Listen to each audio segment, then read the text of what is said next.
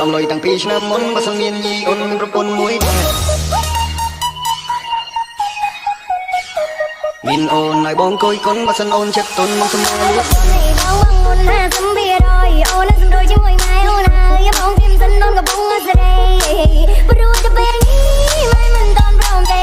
អូនសុំមួយរយៈពេលមិនណាអូនឆ្នាំដេកចាំរកខាងនឹកបង